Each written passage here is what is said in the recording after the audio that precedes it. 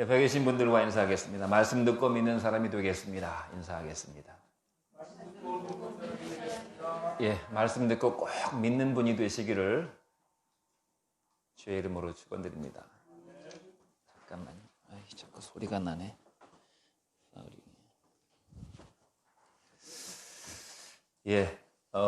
우리가 지난주에 열왕기상을 이제 쭉 시리즈로 나가려고 했는데 왜 갑자기 또 신약 성경으로 와가지고 로마서를 시작하시는가. 사실은 제가 지금 아침에 새벽에 와서 기도하면서 마음속에 그런 생각이 들었습니다. 이게 한번 그 열왕기라든가 사무엘 같은 걸 한번 들어가면 이게 한 1년 이상 굉장히 길어가지고 막 이렇게 길게 가는데, 물론 귀한 하나님 말씀이지만 너무 한쪽 말씀만 집중적으로 이렇게 듣게 되면 좀 폭넓은 하나님의 은혜를 경험하는 데 좀 제한이 있을 수 있겠다 싶어서 제 마음속에 한 주는 구약 성경, 한 주는 신약 성경 이렇게 하면 좋겠다, 그런 생각이 들어서 기도하는 중에 로마서 말씀이 적절하겠다 싶어서 로마서 말씀을 오늘부터 이렇게 격주로, 다음 주에는 또 열왕기상을 말씀을 나누고 이런 식으로 하려고 로마서 말씀을 시작하게 되었습니다. 로마서는 기독교 복음, 신구약을 다 총합해가지고 신구약 복음을 한 권의 짧은 성경 말씀으로 요약하자면 딱 로마서가 적격입니다. 로마서는 사도 바울이 로마에 있는 교인들에게 보낸 편지인데요. 이게 얼마나 굉장히 아주 주밀하게, 주도 면밀하게 쓰여진 편지인가 하면 어떤 사람들은 이 로마서를 가리켜 복음의 체계적인 신학 논문이다 이렇게 말하는 사람도 있을 정도입니다. 그 내용을 보면 물론 논문처럼 쓰려고 쓰는 건 아니, 그냥 편지예요. 교회에 보내는 편지인데 굉장히 정교하게 짜여져 있는 복음이다 그 말입니다. 첫 번째, 오늘 우리가 보게 되는 내용에 그리스도가 누구인가, 기독론, 우리 신학교에서 배우면 그 조직신학이라는 것이 있는데 거기 보면 기독론이 나옵니다. 그리스도가 누구인가, 예수님이 누구신가에 대한 소개가 나오고, 그 다음에 창조에 관한 이야기도 짤막하게 나옵니다. 창조론이 나오고, 그 다음에 죄가 무엇인가, 죄론이 나오고, 구원이 무엇인가, 구원론이 나오고, 구원 다음에는 뭐가 이루어졌죠?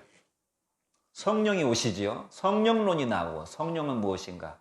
성령이 오시면 어떤 일이 일어납니까? 우리 마음속에 성화가, 거룩하게 되어지는 성화가 일어나고 영화롭게 되는 그런 삶의 과정이 전개되지. 성화론, 영화론에 대해서 나오고, 그 다음에 교회에 관한 이야기가 나오기 때문에 교회론, 그리고 마지막 로마서 16장이 로마 성도들에 대한 인사로 끝나고 있습니다.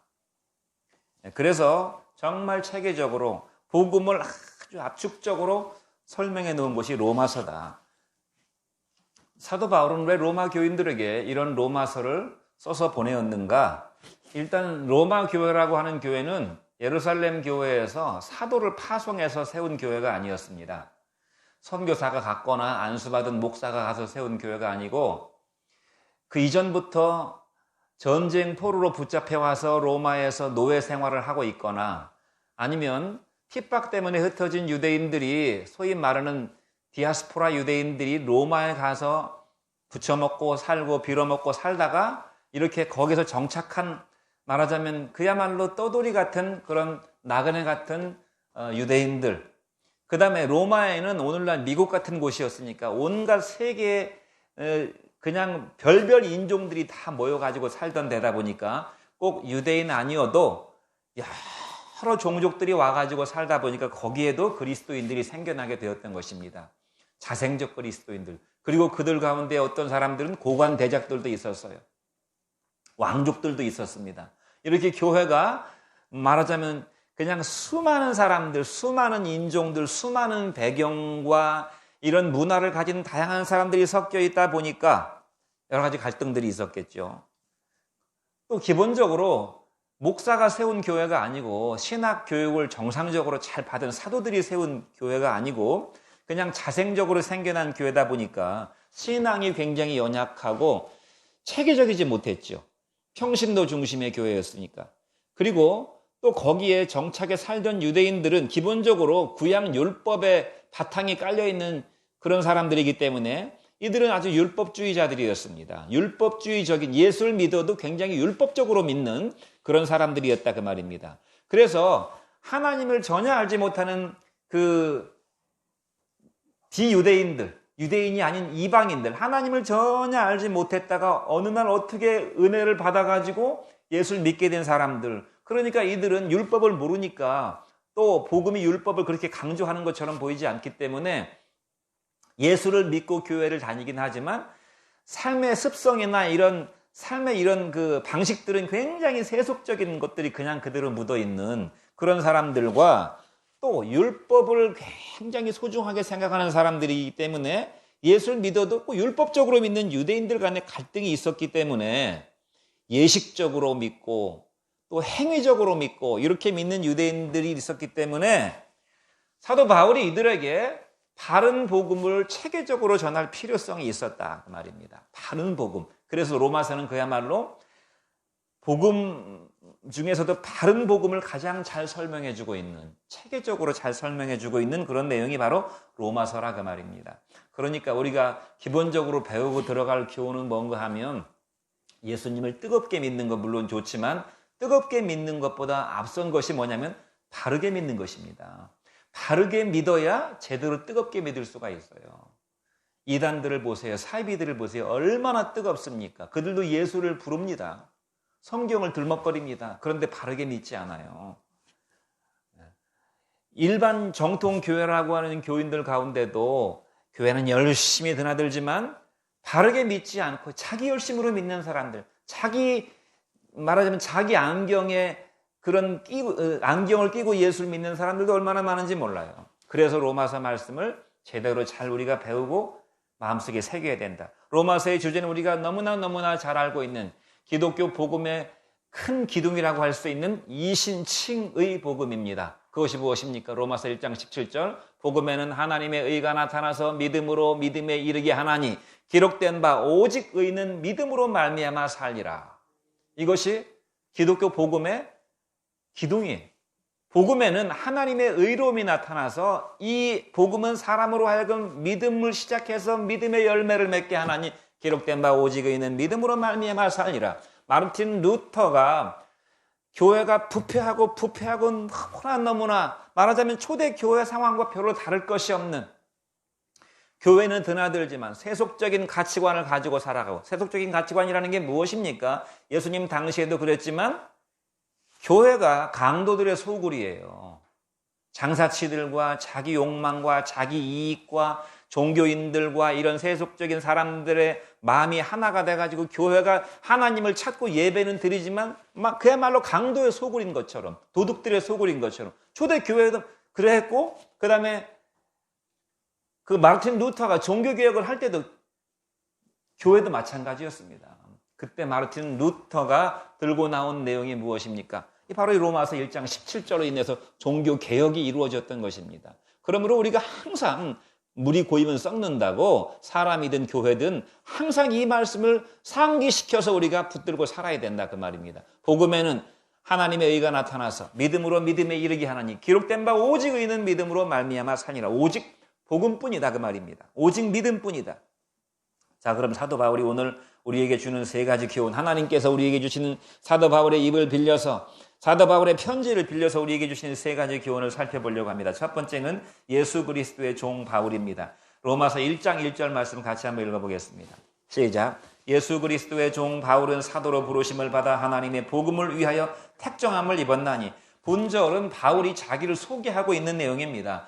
바울 서신, 로마서와 고린도 전후서와 그 뒤에 갈라디아서, 물론 갈라디아서는 좀 시작이 다릅니다. 이렇게 돼 있지 않아요. 그 뒤에 빌립보서, 에베소서, 골로새서 쭉 보세요. 뒤에 한번 집에 가셔서 한번 참고적으로 앞부분만 한번 보세요. 바울은 늘 자기 서신을 기록할 때 이런 식으로 자기를 소개함으로 기록했어요. 바울 서신의 시작은 늘 이런 식입니다. 예수 그리스도의 종 바울, 예수 그리스도의 사도 바울, 이런 식으로 자기를 소개하고 있어요. 이것은 단순히 자기 소개를 넘어서서 자기의 정체성을 분명하게 사도 바울이 인식하고 있고, 내가 누구인가? 사도 바울이 내가 누구인가? 내가 너희들에게 누구로서 지금 이 편지를 쓰고 있는가? 자기 정체성을 분명하게 인식하고 자기의 인격과 자기의 가치관과 자기의 삶의 목적과 자기의 삶의 사명을 인식하고 간증적으로 증거하고 있는 내용입니다. 이것이 바로 예수 그리스도의 종 바울, 예수 그리스도의 사도 바울, 이런 식으로 자기를 소개하고 있어요. 이것이 왜 중요합니까? 여러분, 거듭난 성도의 특징이 무엇인 줄 아십니까? 자기 정체성이 하나님으로부터 주어져 가지고 분명하게 박혀 있는 것이 거듭난 성도의 특징이에요. 너가 누구냐 물어보면 자신 있고 당당하고 즉각적으로 자기 정체성을 이야기할 수 있어야 됩니다. 사도 베드로가 뭐라고 말씀했습니까? 이방인들이 너희 속에 있는 소망에 관한 이유를 묻는 자들에게 너희가 대답할 말을 항상 준비하라고 그랬어요. 너는 뭐가 그렇게 기뻐서 항상 기쁨이 있느냐? 너는 뭐가 그렇게 마음에 즐거움이 있느냐? 너는 어떻게 이렇게 마음이 평안하냐? 너는 이렇게 절망적인 상황 속에서 어떻게 소망을 가지고 살아가느냐? 누가 물어본다면 즉각적으로 튀어나올 수 있도록 너희 속에 관한 소망의 이유를 묻는 자들에게 대답할 말을 항상 준비하라고 그랬으니까 뭘 준비하라는 얘기입니까? 내 속에 있는 나의 정체성, 예수 그리스도가 주신 정체성을 이야기할 수 있어야 된다 그 말이에요. 그것이 무엇입니까? 세 가지예요. 첫 번째는 무엇입니까? 나는 하나님의 자녀입니다. 첫 번째 정체성이에요. 두 번째는 무엇입니까? 나는 예수 그리스도의 종입니다. 두 번째 정체성이 나는 복음의 증인으로 부름받은, 여기 사도 바울의 고백대로 하나님의 복음을 위해서 택정함을 입은 사람입니다. 나는 하나님이 복음을 전하라고 지명받은 증인입니다. 이 세 개의 정체성이 늘 마음속에 준비되어 있는 사람은 100% 거듭난 그리스도인입니다. 하나님의 자녀라고 하는 정체성, 예수 그리스도의 종이라고 하는 정체성, 복음의 증인으로 부름받은, 지명받은 사람이라고 하는 정체성, 이것이 우리 신앙의 뿌리고 그 뿌리가 나무를 이루었고 나무로부터 신앙의 자연스러운 열매는 자연스러운 것이라고 그랬지요. 어거지로 맺히는 것이 열매가 아니라고 그랬습니다. 이런 정체성이 저와 여러분들 속에 뿌리 내리고 있다면 우리는 그리스도의 나무로 자라나서 하나님께서 기뻐하시는 열매들을 점차 맺어가게 될 것입니다. 삶으로 그리스도인의 삶을 드러내게 될 것이다 그 말입니다. 믿으십니까? 자, 그럼 자기소개를 좀 세세하게 살펴보도록 하겠습니다. 사도 바울이 자기를 소개할 때 뭐라고 그랬어요? 우리 김이상이는 자기를 소개하라고 그러면 뭐라고 소개할 수 있어요? 소개할 말을 항상 준비해야 됩니다. 뭐라고 소개할 수 있습니까? 금방 얘기했잖아요. 하나님의 아들, 하나님의 자녀, 예수 그리스도의 종, 예수님의 복음의 증인. 자기소개를 예수 그리스도의 종이라고 사도 바울은 늘 자랑스럽게 소개하고 있어요. 이 바울의 본명은 사울입니다. 사울은 초대 이스라엘 왕, 베냐민 지파 출신의 초대 이스라엘 왕이 사울 왕이었지요. 물론 하나님의 심판을 받아서 왕위에서 말하자면 이제 그 자손에게 계속 왕위를 물려주지 못하고 죽임을 당했지만 어쨌든 초대 이스라엘 왕국의 왕이었어요. 사울 왕이. 그러니까 베냐민 지파 가문에서는 굉장히 영광스러운 인물입니다. 이 자기 가문의 가장 위대한 인물이 사울 왕이에요. 아마도 사도 바울의 어머니가 자기 아들을 낳고 너무너무 기뻐서 이름을 지을 때 자기 지파의 가장 위대한, 자기 지파 가문의 가장 훌륭한 왕인 사울 왕의 이름을 따서 사울이라고 지었을 것입니다. 그러니까 사도 바울은 태어나 자라면서 자기가 사울 왕의 후예라고 하는 왕족이라고 하는 그런 굉장한 자부심을 가지고 살았을 것입니다. 우리가 왜 그런 이야기들 하잖아요. 우리 부모님, 우리 할아버지나 우리 아버지가 니네 몇 대 선조가 뭘 지냈다, 정승을 지냈다, 뭘 지냈다 하면서 그렇게 자부심을 심어주잖아요.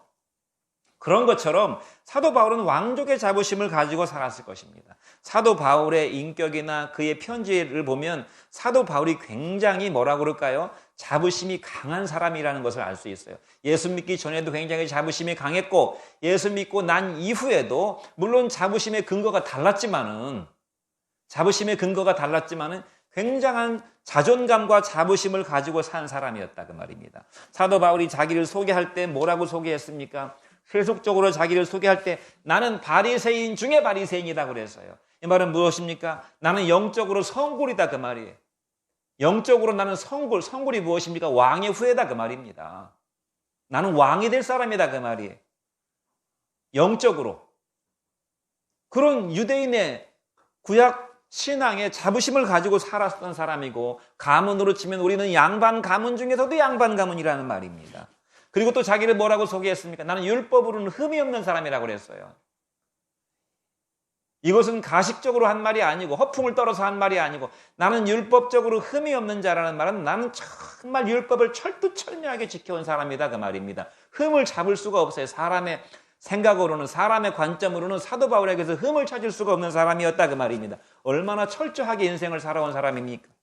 또 그는 뭐라고 말했어요? 나는 이스라엘에서 가장 위대한 학자인 가말리엘이라고 하는 사람의 문화생이었다. 가말리엘이라고 하는 선생님의 직계 제자였다, 그 말이에요. 학문적으로도 굉장히 깊이가 있는 사람이었다는 말입니다. 또 그는 부자 출신이었고, 나중에 로마 시민권을 사서 로마 시민권을 가진, 로마인도 함부로 하지 못하는 로마 시민권자였습니다.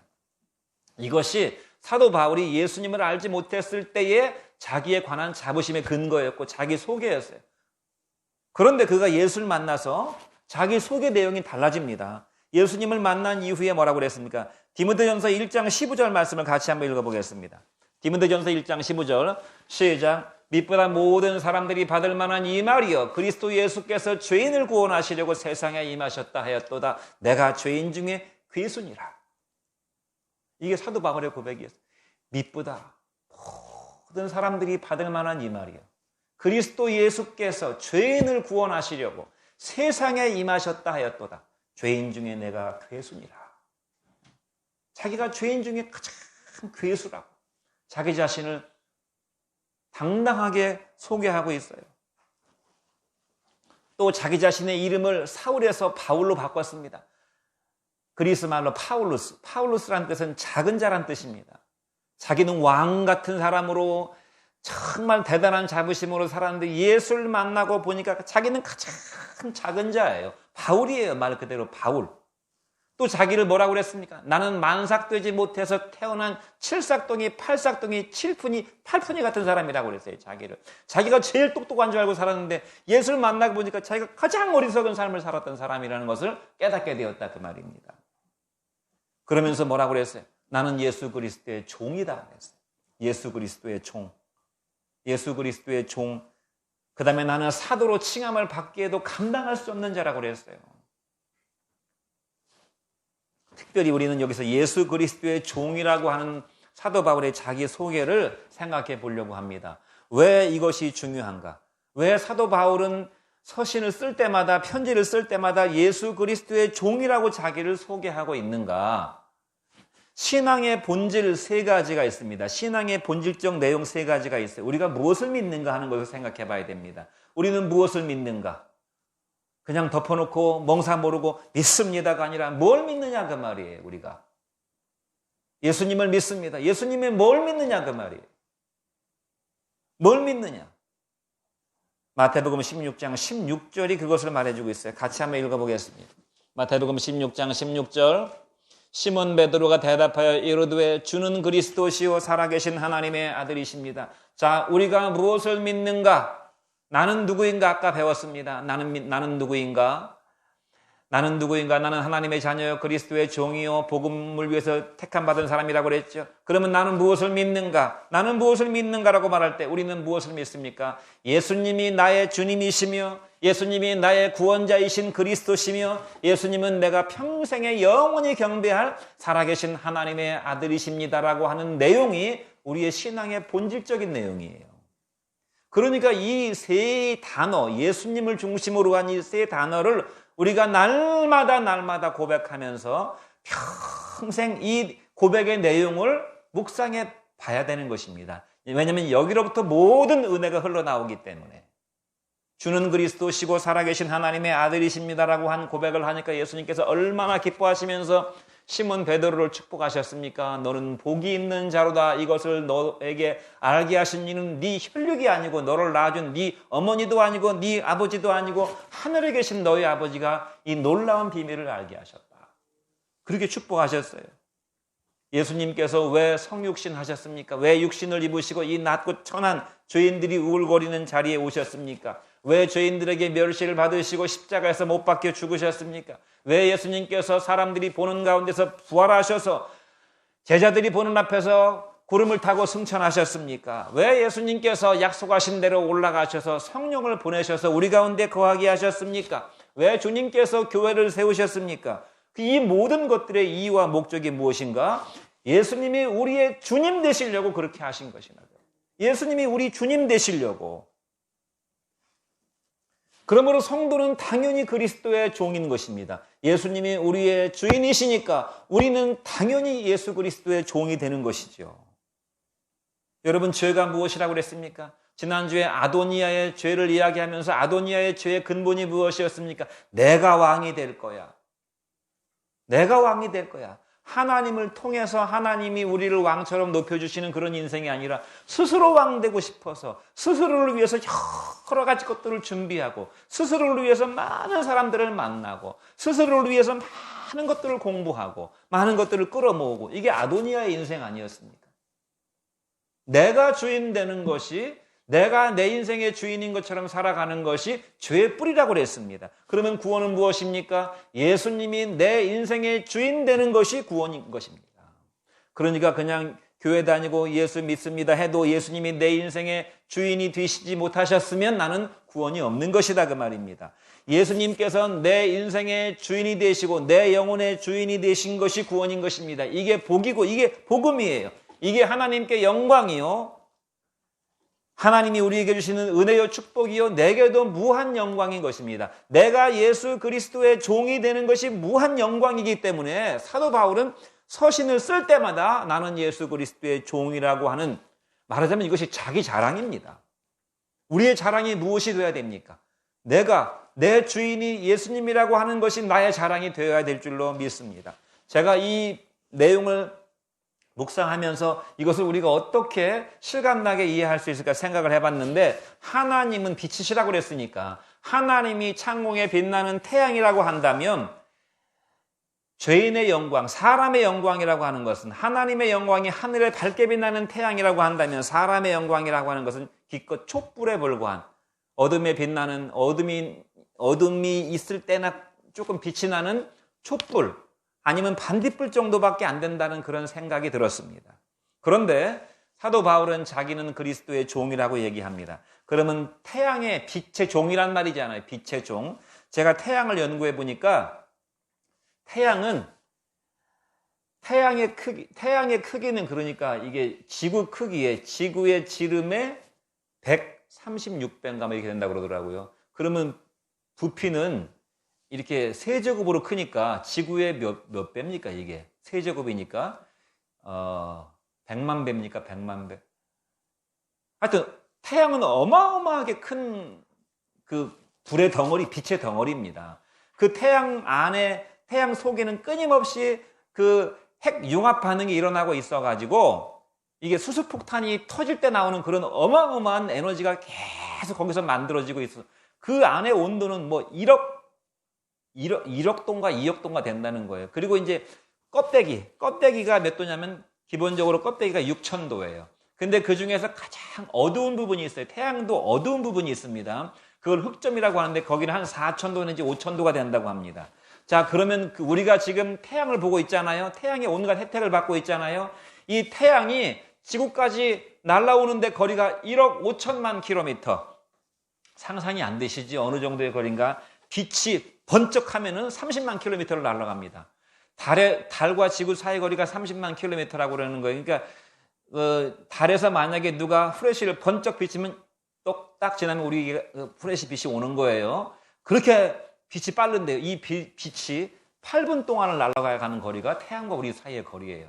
제가 이 지구가 어마어마하게 크잖아요. 이 지구를 계속 줄을 지어가지고 태양까지 이렇게 쭉 쌓아놓으면은 한 1억 5천만 개 정도를 계속 줄을 맞춰야 태양까지 갈 수 있는 정도가 나오더라고요.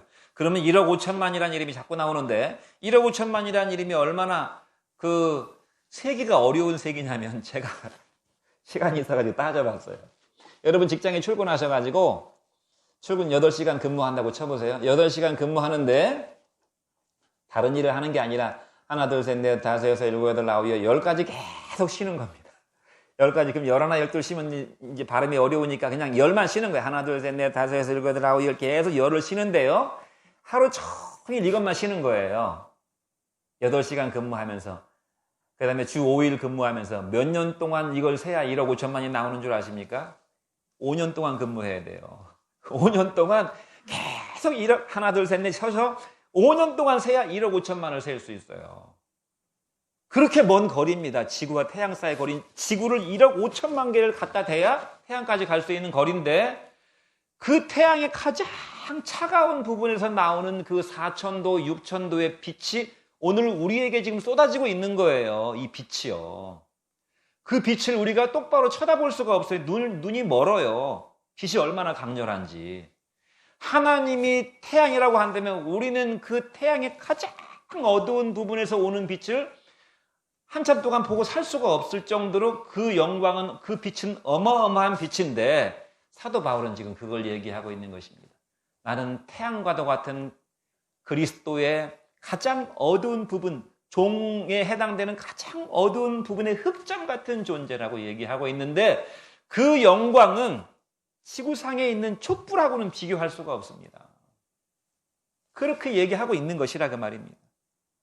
이 참 빛이 무엇인지를 참 영광이 무엇인지를 이 사도 바울의 거침없고 꺼리낌 없는 고백이 예수 그리스도의 종 바울이라고 얘기하고 있는 것입니다. 그러므로 자기가 이전에 자랑했던 나는 내 가문은 바리새인 중에 바리새인이요, 나는 왕족이요, 나는 부자요, 로마 시민권자요, 나는 율법으로는 흠이 없는 사람이요, 이런 자기 자랑들이 전부 뭐라고 그랬습니까? 배설물이라고 그랬잖아요. 배설물. 자기 자랑이.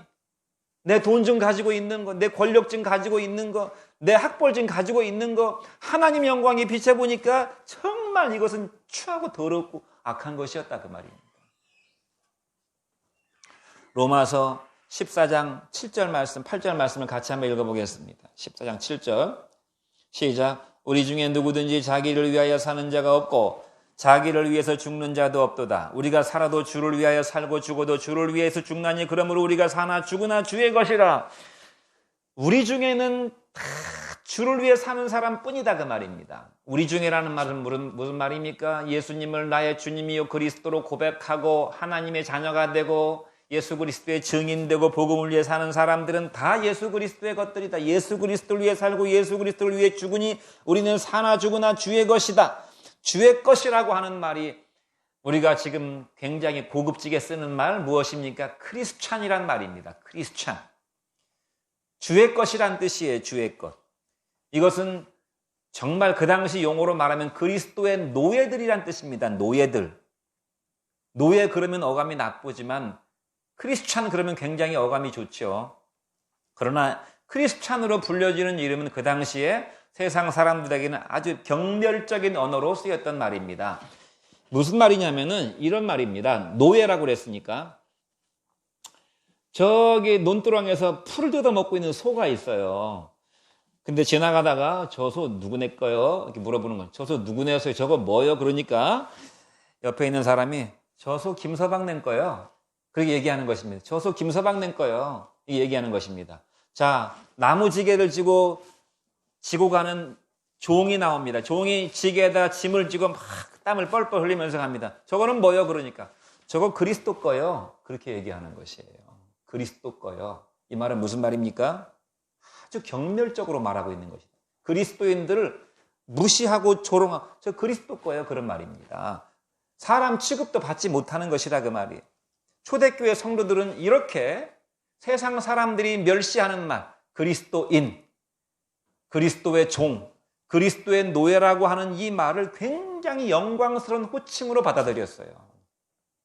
세상 사람들이 조롱하고 멸시하는 말을 이들은 하나님이 주신 귀하고 복된 이름으로 받아들였다 그 말입니다. 여러분은 누구입니까? 여러분은 그리스도의 노예입니까? 믿으시면 아멘 해보십시오. 여러분은 그리스도의 노예입니까? 그리스도의 노예인 것입니다. 죽으라면 죽고 살라면 살고 이걸 하라면 하고 저걸 하라면 해야 되는 것이 노예지요. 그런데 그 노예가 얼마나 영광스럽다고요? 태양에서 가장 어둡게 빛난 가장 어두운 부분인 흑점의 그 영광. 그런데 주님은 우리에게 사실은 흑점의 영광을 주시지 않아요. 우리가 이 땅에 살 동안에 그리스도의 종이지 하나님 나라에 들어가게 되면 어떤 영광에 이르게 된다고 그랬습니까?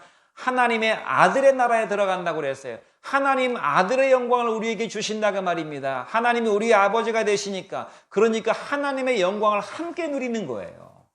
이 땅에서 우리가 그리스도의 종으로 사는 것도 우리에게는 무한 영광이지만은 우리가 하나님 나라에 들어가게 되면 상상할 수 없는, 이해할 수 없는 그런 영광을 누리게 될 줄로 믿습니다. 사도로 부르심, 로마서 1장 1절 말씀을 다시 한번 보겠습니다. 예수 그리스도의 종 바울은 사도로 부르심을 받았다고 그랬어요. 사도는 좁게 말하면 예수님의 12제자, 가룟 유다를 제외한 12제자와 사도 바울을 얘기했지만, 나중에 시간이 흐르면서 이것은 넓게 해석돼 가지고 하나님께 부르심을 받고 하나님의 보내심을 받은 모든 신자들을 가리키게 되었습니다. 그래서 성도는 다 사도인 것입니다. 하나님이 다 부르신 사람들이고 세상으로 파송하신, 세상에 보냄받은 사람들이니까 다 사도들입니다. 그래서 만인 사제설, 또 이와 같이 쌍벽을 이루고 있는 베드로전서 2장 9절 말씀도 역시 종교교육의 신호탄이 된 말씀이죠. 그것이 무엇이었습니까? 오직 너희는 택하신 족속이요 왕같은 제사장들이요, 아론의 후예들, 레위 지파의 후예들만이 제사장이 아니고, 신학교에 가서 안수받은 사람만이 제사장이 아니고, 여러분 모두가 전부 다 제사장이라 그 말입니다. 여러분 모두가 다 성직자들이라 그 말이에요. 이것이 바로 개신교회, 기독교의 기둥 같은 말씀입니다. 너희는 왕같은 제사장들이요 거룩한 나라여 그의 소유된 백성이니 이는 너희를 어두운 데서 불러내어 그의 기이한 빛에 들어가게 하신 이의 아름다운 덕을 선전하게 하려 하심이라. 너무나 보배로운 말씀입니다. 사도란 말은 보냄을 받은 자, 어퍼슬이란 뜻이고, 영어로 어퍼슬 또는 미셔널입니다. 미션을 받은 사람이란 말이에요. 근데 보냄 받기 전에 하나님께서는 먼저 우리를 부르셨습니다. 히브리서 3장 1절 말씀을 같이 한번 읽어보죠. 그러므로 함께 하늘의 부르심을 받은 거룩한 형제들아, 우리의 믿는 도리의 사도이시며 대제사장이신 예수를 깊이 생각하라 그랬어요. 하늘의 부르심을 받았다고 그랬어요. 하늘의 부르심. 여러분들이 하늘의 부르심을 받은, 하나님의 부르심을 받은 사람들이라는 사실을 생각해 보십시오. 이것을 깊이 생각해 보십시오.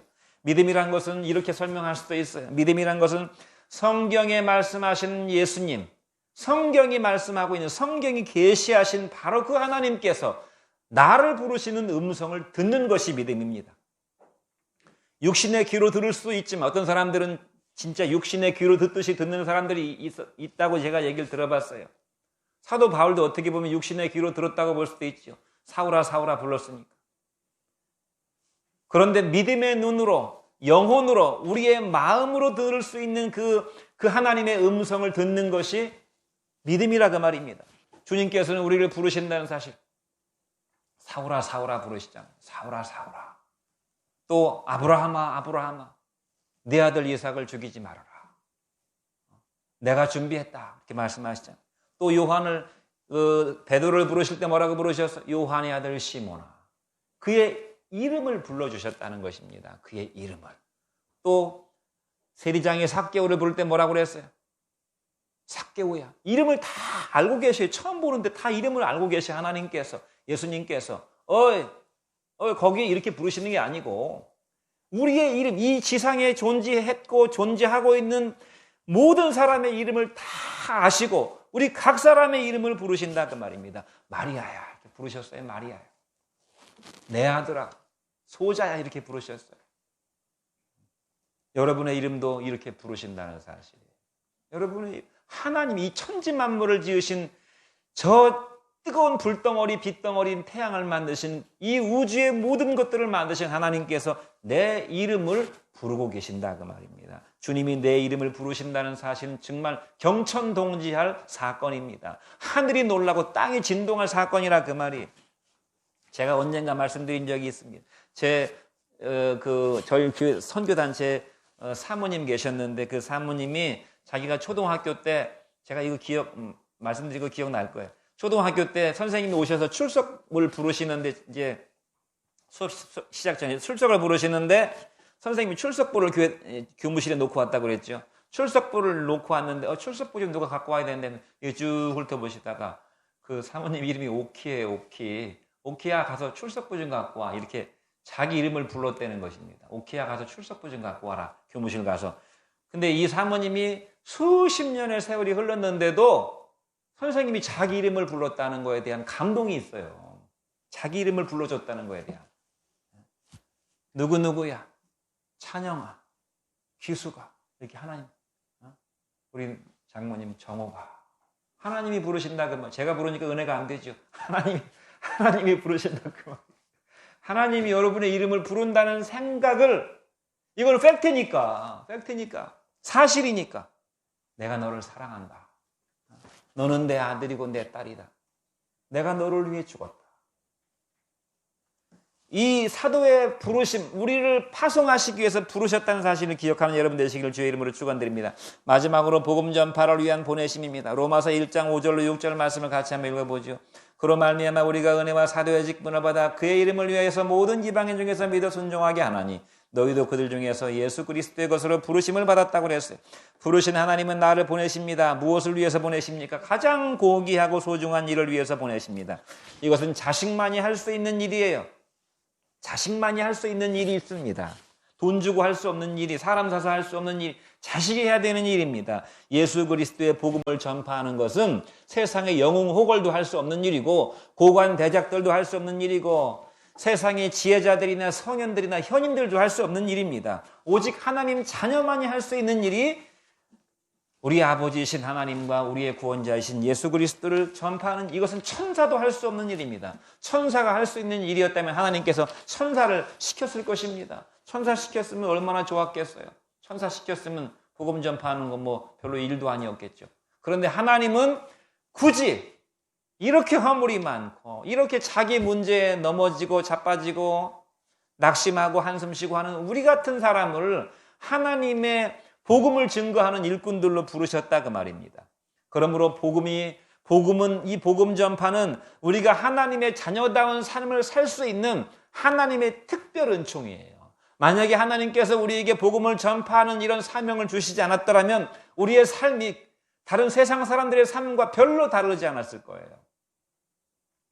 다른 사람들도 착하게 살거든요. 우리만 착하게 살려고 하는 게 아니라. 그런데 다른 사람들은 예수를 증거하지 않아요. 우리만이 예수를 증거할 수 있는 특권을 받았다 그 말입니다. 그러므로 복음은 성도의 재산이고 명예고 자존심이고 보화예요. 자기 인생을 전부 투자해서 밭에 감추인 보화를 샀듯이 우리의 전 인생을 이것을 복음을 위해서 투자해도 아깝지 않은 영광스러운 재산이 바로 복음이라 그 말입니다. 제가 그저께 아침에, 어제 아침인가요? 눈을 떴는데 갑자기 이런 그 귀절이 생각이 났습니다. 나무는 고요하려 하나 바람은 그치지 아니하고 자식은 부모를 부양하려 하나 부모는 기다려주지 않는다. 갑자기 눈을 떴는데 그 식구가 생각이 났어요. 그래서 찾아보니까 한시외전이라고 하는 그런 고전에 나오는 그 글귀더라고요. 수욕 정의 풍부지 자용량이 침부대. 그래서 누가 썼는지는 모르지만 참 옛날 성현들의 그 말은 정말 공감이 있고 깊이가 있다.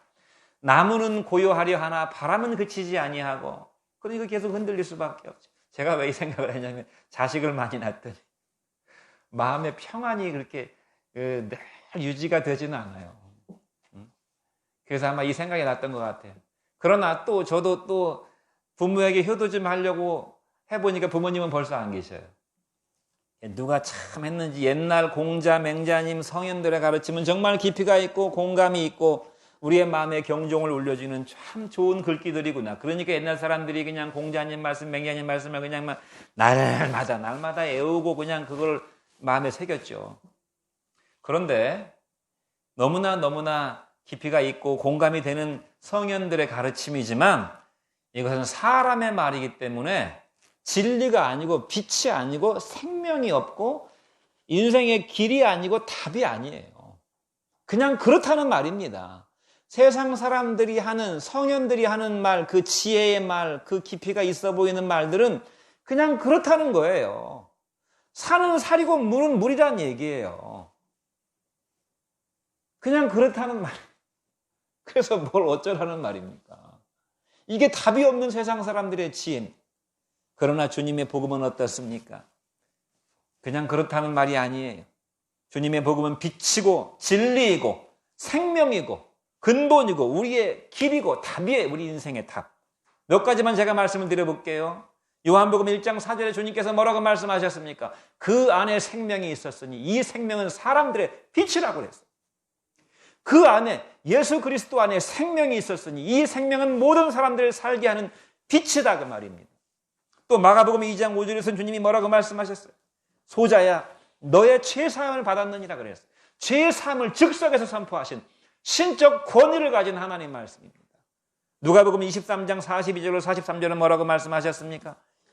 같이 한번 읽어보겠습니다. 마지막으로 누가복음 23장 42절 이르되 예수여 당신의 나라에 임하실 때 나를 기억하소서 하니 예수께서 이르시되 내가 진실로 내게 이르노니 오늘 네가 나와 함께 낙원에 있으리라 하시니라.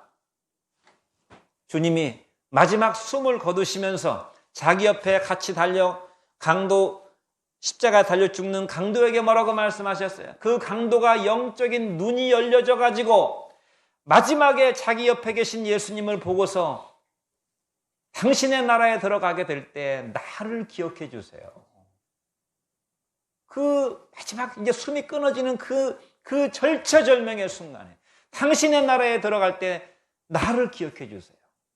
하나님인 걸 알았거든요. 예수님. 그러니까 예수님께서 뭐라고 말씀하셨어요? 즉각적으로 말씀하셨습니다. 내가 오늘 나와 함께 낙원에 있으리라. 그냥 빛과 같은 말씀으로 말씀하시는 거예요.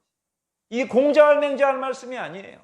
뭐 물은 물이요 산은 산이란 말이 아니라 그 말. 이러한 복음을 우리가 가지고 있어요. 이러한 복음을. 옛날 성현들은 공자님 말씀, 맹자님 말씀이 너무너무 귀해가지고 어려서부터 하늘천 따지를 외우면서부터 그냥 그 말씀을 죽을 때까지 끼고 살았잖아요. 그 대답도 없는 말씀을, 길도 아닌 말씀을, 사람의 말을. 그런데 저와 여러분은 어떻습니까? 복음을 그냥 거저받았어요. 예수 그리스도를 거저받았어요. 복음은 우리 인생의 전부이고 저와 여러분은 복음 전파를 위해서 하나님의 특별 온청을 입은 사람들이고 세상으로, 가정으로, 학교로 우리의 삶의 터전으로 보냄을 받은 정말 그야말로 위대하고 자랑스러운 그런 성도인 줄로 믿습니다. 기도하겠습니다. 은혜로우신 우리 하나님